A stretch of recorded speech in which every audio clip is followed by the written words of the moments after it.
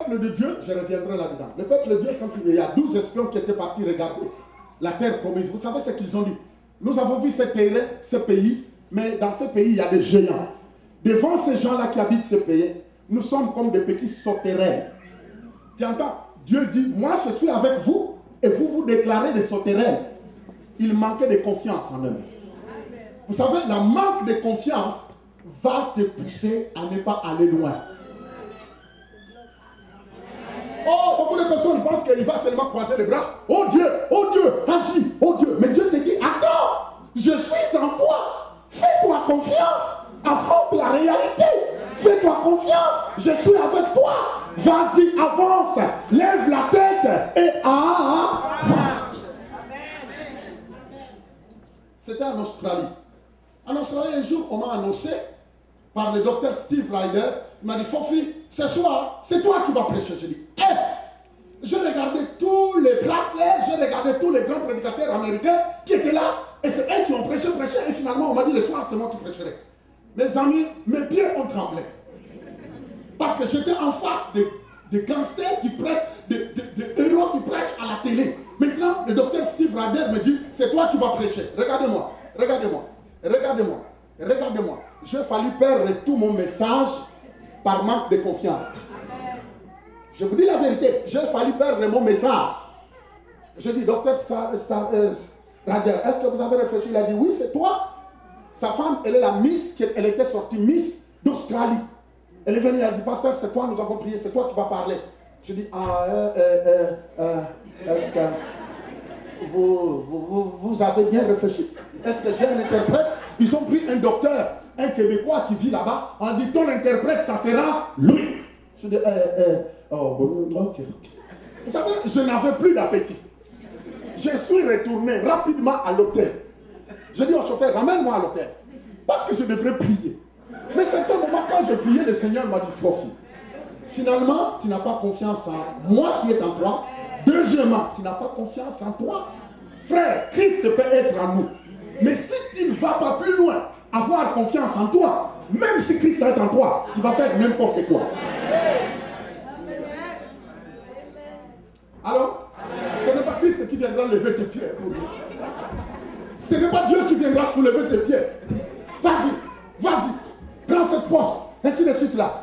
Il y a d'autres postes que Dieu prépare pour toi. Il y a d'autres élévations que Dieu prépare pour toi. En 2009, si tu n'arrives pas à te faire confiance, tu diras non, moi ce n'est pas ça que je demandais. Moi ce n'est pas ça que je demandais. C'est trop grand maintenant. Mais Dieu te dit c'est toi.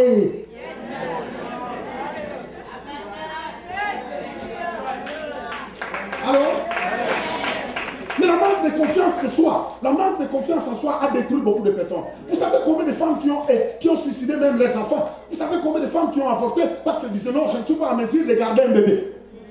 Vous savez combien de femmes qui ont abandonné leurs enfants? Vous savez combien de papas qui ont fui leur famille? Pourquoi? C'est parce qu'ils manquaient de confiance. Ils ne croyaient pas qu'ils seraient en mesure de nourrir leur famille. Ils manquaient de confiance. La manque de confiance est destructrice. La manque de confiance te rend nul. La manque de confiance en soi. Dieu veut que tu puisses bâtir ton estime.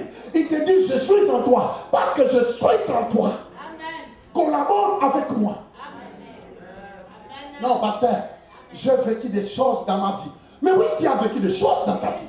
J'ai vécu des choses en 2008. Mais 2008, on l'appelle 2008, c'est dans le passé. Parce que tu sais, j'avais échoué. Et parce que tu as échoué, tu as ôté la confiance, tu n'as plus confiance. Beaucoup de personnes n'ont plus confiance en eux à cause des événements passés. Frère, les événements passés étaient un professeur pour nous enseigner qu'on peut encore aller loin. Mais il ne faut jamais déduire que non, ma vie c'est un échec à cause des événements passés. Alors, frères et sœurs, les cimetières sont remplis de potentiel. Des gens qui sont enterrés dans les cimetières sont morts avec leur talent, avec leur potentiel. Le monde n'a pas pu profiter de cela. Pourquoi? C'est parce que c'était complexé. Pourquoi? C'est parce qu'ils n'avaient pas de confiance en eux. Amen. Vous savez, tu peux être enterré avec tout ce que Dieu t'a donné. Et le monde n'en profitera pas. En manque de confiance.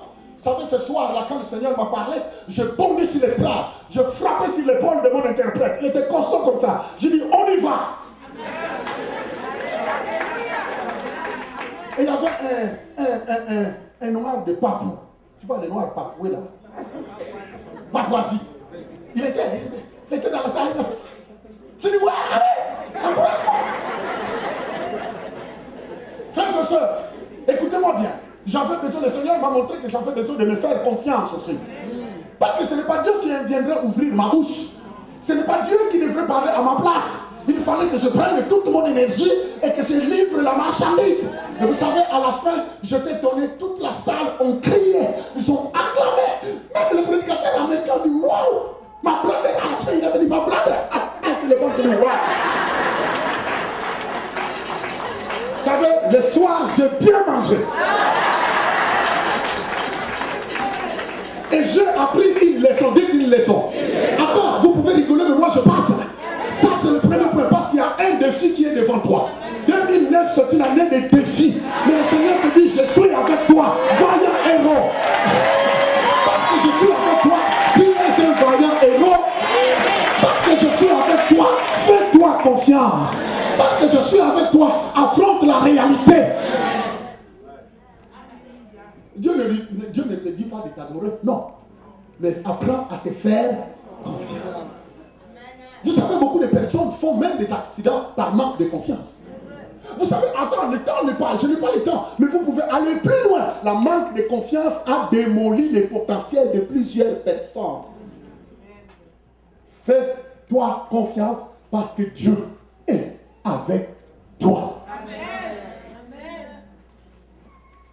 On peut continuer? Amen. Deuxième point. Je vais vous parler autre chose. Deuxième point. Alléluia. Il dit, n'ayez pas peur.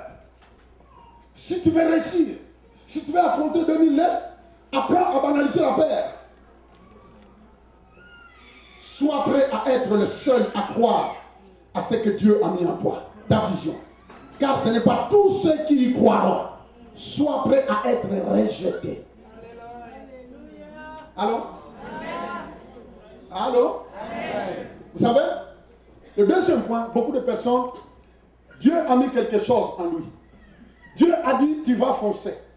Je suis avec toi. Mais par peur de rejet, dites peur de rejet. Regardez-moi, tout le monde ne croiront pas à ton rêve.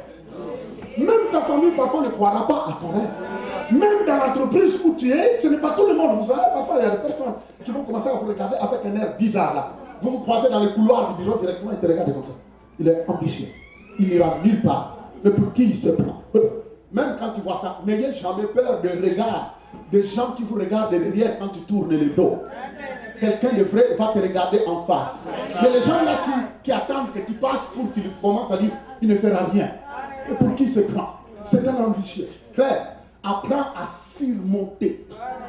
Le Seigneur te dit, parfois il y a des choses que j'ai mis en toi, parfois même que tes enfants ne pourront pas croire. Parfois ton mari ne croira pas à ce que tu as. Parfois même les gens qui travaillent avec toi dans l'entreprise ne croyaient pas que tu as un potentiel. Mais Dieu dit, n'ayez pas peur de vivre un rejet.